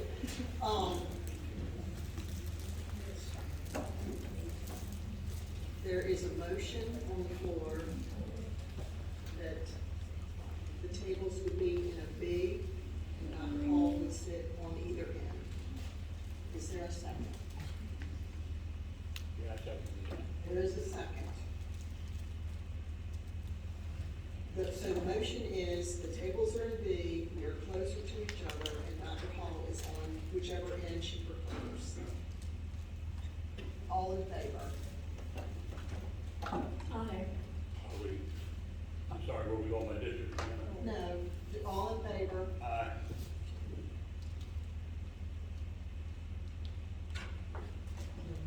Opposed? Nay. Okay, 1, 2, 3, 4, 5. So there's 5, so 4, so that fails. Okay, want to do it again? Okay, so opposed, opposed. 6.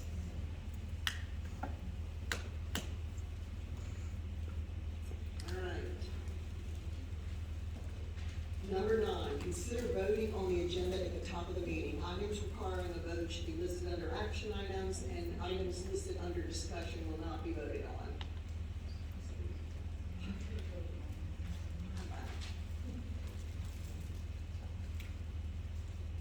Is there any discussion to voting on this? It's pretty common, people would vote on it. We're on 9, we're on 9. We're voting, do we want to vote on the agenda or not? To approve the agenda? Yes, sir. Madam Chair, I know most of the meetings throughout the Commonwealth, when they open their meetings, that's when they approve the agenda for that night. So I like to see that we do the same. Okay. So I make a motion that we have the agenda on top of the meeting. Please approve. Is there a second? Second. Discussion, Mr. Spinell? So the agenda would still come out early in the week for us to look through. We, at the top of the meeting, We'll we vote to would approve. approve the agenda. And that would give us an opportunity to delete or to add something. And I know it's part of Robert's rules, but I know 4 to 9 or less that we can modify, but I understand. So there's a motion on the floor to vote on the agenda at the top of the meeting, and things would be listed under action would be voted on, under discussion would not be voted on. I have a motion and a second. All in favor? Opposed?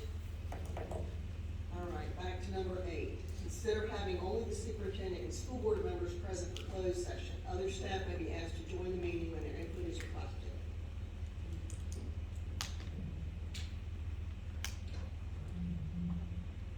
And I have a question, isn't that the case now I mean, I know they're here a lot, but isn't that the case, I mean, does that have to be a motion, they don't have to be here, just the superintendent? You understand what I'm asking, I guess? No. So, I think the idea was that it would just be the people seated for closed session, it would just be these people at the table. There would not be members of the staff in with closed session, if I read that correctly. and my understanding was that they were only here because we had allowed or requested them to be here to begin with. And that if we didn't need them here for specific things, we wouldn't need them. So, yeah, you got a question? Mr. Taylor. I remember when I was I started on the board for 4.5 years, but that 6 months that, before the new members came on, a lot of the times when we had our meetings, closed session, if it was something to do with the disciplinary case, I believe Ms. Jordan would come in, and then she would go out in the hallway, and we'd be talking about HR stuff, the HR person would come in and talk and discuss that. And then when we talked about anything with closed session with personnel with regard to finance, Ms. Emily would come in and do that account. So it really was only us, the board, and I believe the superintendent. And then the certain employee or staff member will come in per the discussion or whatever it may be. I believe that's what I'm reading that correctly. Does that make sense? Yes. I know we did that for the first 6 months, and then slowly, at one point, I think, just started, the staff members just started staying in for everything. And I was just curious why we needed a motion on it, that we could just implement that. I found it's best if we vote on things. Okay, just like. Mr. White. Currently, we have changed the time to start at 6:30. And if we do this, and just saying, we do have an HR issue, we call in HR, then HR needs the finance person, then we have to wait for the finance person. So now we're adding more time. And like I said, we're adding more time, the time we're adding, we're not taking for the kids. That's what I'm saying, we're adding more time for adult things, and we're not talking about the kids. And I just feel the people that we have now are here because those are the things we need to cover then and there. Because we're spending a lot of time on adult issues, and I don't hear anything about what we're gonna do for the kids, the children, excuse me. Thank you. Is there a motion?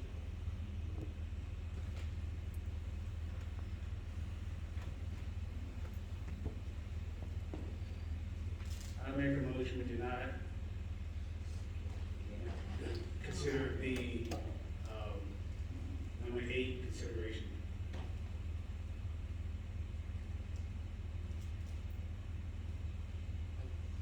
Could you repeat that, please? I make a motion we do not consider motion, 8 that's on the, up for discussion. Keep as it is currently. So the motion would be to have the central office staff in for closed session. That's to let them remain on. Yes, ma'am. And can I guess we can call for a second. Clarification, I wouldn't think the motion would say they can or have to be. Yeah, I mean, that's up to the will of the board whether they're in or not. Anybody?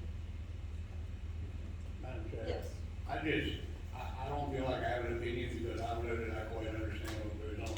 This is my third meeting, and the first 2 meetings, we really haven't discussed a whole lot in the closed sessions where obviously if the two was in here, that's just my personal opinion.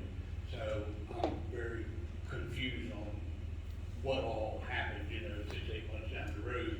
How in depth each closed session get with the students and the parents and, how comfortable they feel talking about it in front of other people other than the board and the superintendent.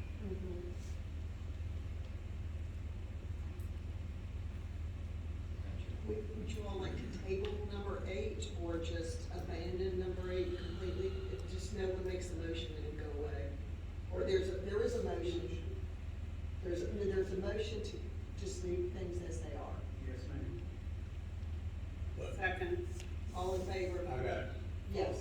Madam Chair, but to follow what Mr. Spidel's saying, so if the parents don't feel comfortable, we can still ask other staff to step out while they're No, probably. the parents don't have any say in who's in here. Okay, I was just looking for the comfort level, but, and again, I haven't sat in these I mean, disciplinary. the parents don't get. Madam Chair, what the board can decide. Yes. Okay, now I understand, thank you, sir. Sir. There's a motion and a second to have the staff, as they so desire, as they're to be in here for closed session. Yes. Okay, so, we've already solved one of these issues, and my staff, they will tell you, they would love to go home, they don't necessarily want to stay. So, we've solved one issue, because if you put discipline at the top, that's Ms. Jordan. After discipline's done, Ms. Jordan can go home. Mrs.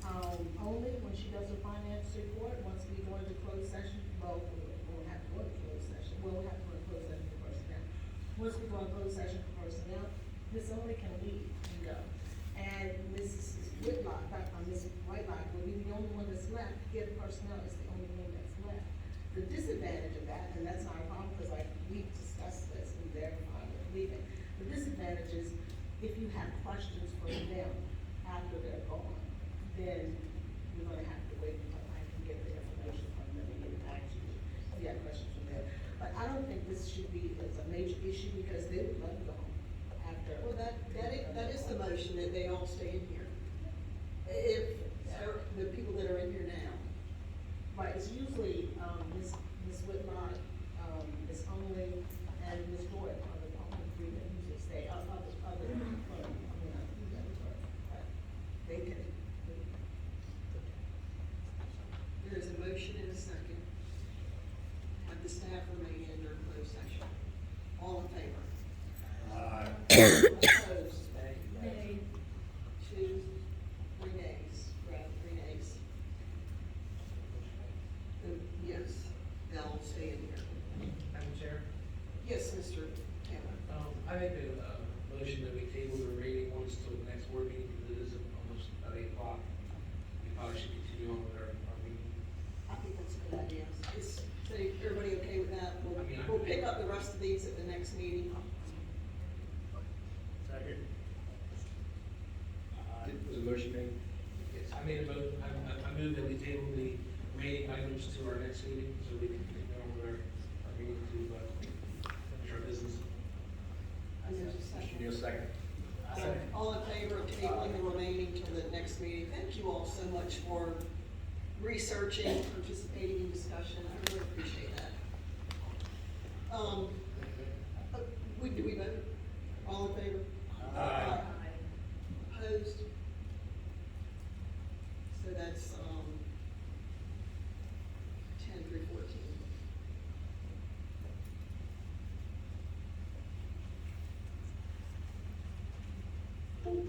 School board member items. Mr. Spidell, would you like to start us this week? I have nothing. Dr. Johnson? I would like to shout out to all of our student athletes. Basketball season is closing out. It's been really cool to see the athletes on the courts, girls and guys. I believe we're in the third 9 weeks. I want to wish all students, teachers, staff, administrators well. The year's moving by swiftly. Let's continue to do our best. I want to shout out to Dr. Hall for all of your tireless efforts. In particular, I commend you for continuing to deliver the weekly updates to the board members on Fridays. I continue to find the contents helpful. And finally, just from my heart, I want to publicly commit to communicating better within the board. At our meeting on Saturday, I have a few areas where I recognize that I either miscommunicated or I misunderstood some things. I also just wanted to say thank you for the board members' authenticity at our meeting on Saturday.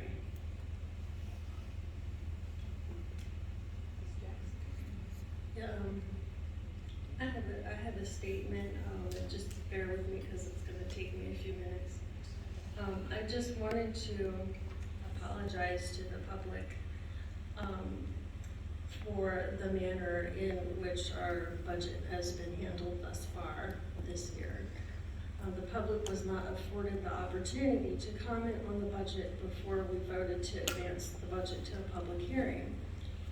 Well, isn't the public hearing the appropriate time to comment on the budget, you might ask? Normally it would be, but the manner in which this board is operating right now is not exactly normal. At our last meeting, we learned that once the budget has been moved to a public hearing, we can remove items from the budget, but we cannot add anything unless the board decides to re-advertise the budget and hold another public hearing. Since that is unlikely to occur, considering the excessively strict budget timeline that we're working under, which is the thing that's not normal, the public, in my opinion, has been deprived of its right to submit meaningful input on the budget, and that is unacceptable to me. It is equally unacceptable that the board was expected to vote to move the budget to a public hearing within minutes of receiving the document.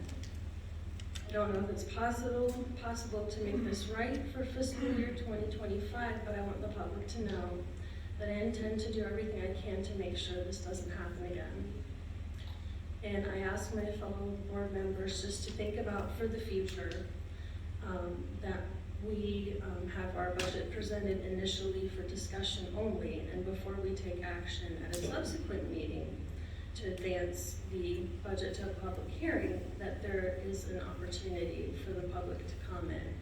So I'm just suggesting for us to think about one of two options. If our budget is initially presented during a regular meeting, we could have a second public comment period at the end of that meeting, and citizens could use that time to comment on the budget. And for anyone who is not aware, having a second public comment period at the end of a meeting is normal and it's routine for many governing bodies. Two, if the budget is initially presented during a work session, then the public would get the opportunity to submit input during the public comment period of the next regular meeting. And then there's also actually a third option, which would be to simply create a more flexible budget timeline in the future that would allow us to hold a second public hearing on the budget if we need to. And like I said, these are only suggestions, but whatever we decide to do in the future, I strongly believe we must figure out a way to afford the public the opportunity to submit meaningful input on the budget and ensure that we are spending the taxpayers' money responsibly. Thank you.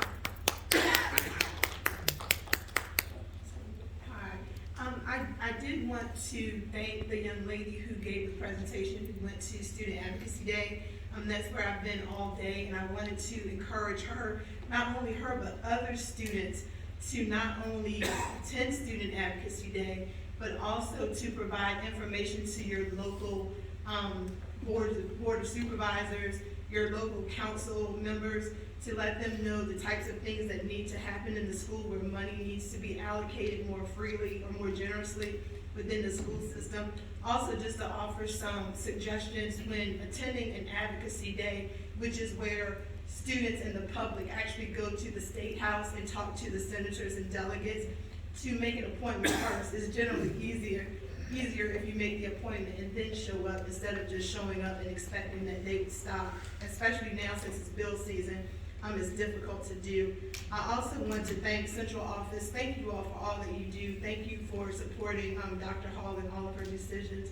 And to just, I just want to encourage you and empower you to just keep moving forward, progressively moving forward. Thank you.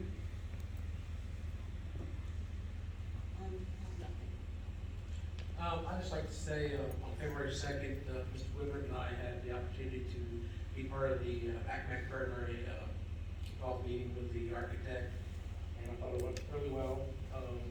Pretty much all internal, conceptual type of a plan. It's showing the flow with day-to-day things are in the central office, talking about offices and cubicles, but that was a kickoff meeting, and look forward to reporting updates as we go along.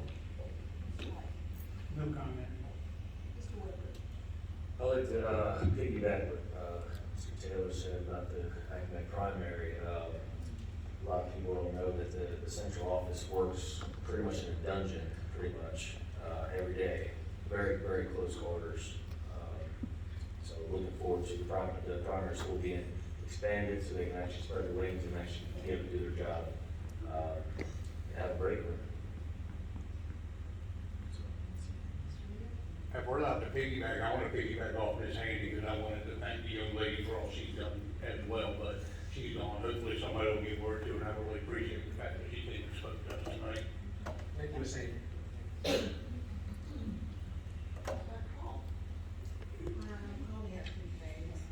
Tangier Combined School had a 2-hour delay today, and they'll have a 2-hour one tomorrow because of high tides and kids can't go to school. So she sent pictures today, and the water was up really, really high, so they can't get to school. Katie Carroll, the executive director of elementary, was not here when the cabinet was introduced, so I just wanted to introduce you. Good evening, everyone. So I'd like to share with you, our new members and existing members, of the roles and responsibilities that I have as Executive Director of Elementary Schools. So of course, number one, I oversee anything, everything elementary school, to include instruction, curriculum adoptions, textbook adoptions, standards of learning, correspondence with the VDOE, parent-family engagement, students, staff, family, and community stakeholders.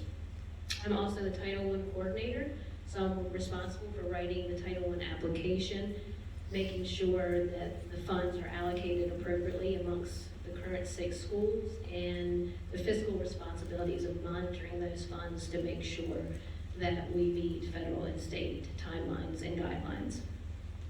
I'm also the VPI coordinator. We currently have 5 VPI programs, and what that means is Virginia Preschool Initiative, and it's very similar to the same responsibilities as Title I, tracking the fiscal responsibilities and working with the students and teachers. I oversee Title IV funds, which is student support and academic enrichment, and that's basically assuring well-rounded, safe, and healthy students and effective use of technology. And just like these other programs, I'm responsible for overseeing and managing the fiscal responsibilities. Of course, all of this in collaboration with Ms. Oatley and Dr. Hall. I also am overseeing the Virginia Literacy Act, which you'll hear a lot more about that next school board meeting when I present just elementary in general. That is an act that will be implemented this coming school year, and there are a lot of things that we're doing to prepare for that rollout. And again, I will share more about that at our next meeting. I collaborated with Ms. Jordan and Ms. Taylor to create the All in Virginia budget, and we will continue to track those funds through the year 25-26. I'm a member of GAGES, which is Go and Grow Eastern Shore, and that's a local organization. It basically that's ensuring that families have access to all of our local resources and that our students are kindergarten ready. I serve on 2 Ready Region committees. They're Coordinated Enrollment and Steering Committee for Region 5, and we're Region 2, of course, but we're also in Region 5, which is Ready Region Southeastern. Another acronym, sorry, there's a lot. I oversee VQB5, which is Virginia Quality Burst of 5. We're in the first year of full implementation. We participated in 2 practice years. We have 14 programs that fall under this initiative. That's our early childhood special education programs and our VPI programs. And basically those teachers get observed twice a year internally and externally. And those, when I say observed, they're not our typical observation. It's a 2-hour, 2.5-hour observation. They get submitted to the state, and then at the end of this year, those programs will have a report card that will be published on the Department of Ed. It's very similar to our accreditation. Of course, the bookmobile, you've heard a lot about that. I work with Mr. Theo and Mr. William to make sure our bus is stopped, and I communicate with local businesses to put together a monthly schedule. I also oversee, in collaboration again with Ms. Only, the EIRI initiative, which is the Early Intervention Reading Initiative. This is a K-3 initiative meant to reduce reading deficits. and our students. And you hear about PALS tutors, they are one of many things that fall under EIRI. And finally, I'm in constant collaboration with all the colleagues that presented on January 16th, and I truly believe we all work great together, and it's a team effort. So we're constantly back and forth, piggybacking off of each other. Any questions? Quite a list, Ms. Farrell, quite a list, thank you.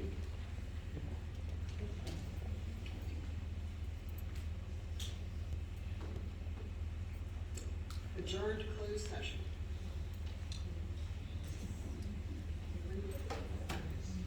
The board will adjourn to closed meeting as allowed by section 2.2-3711, Code of Virginia, subsection A1, personnel, subsection A2, student matters, and subsection A7, legal.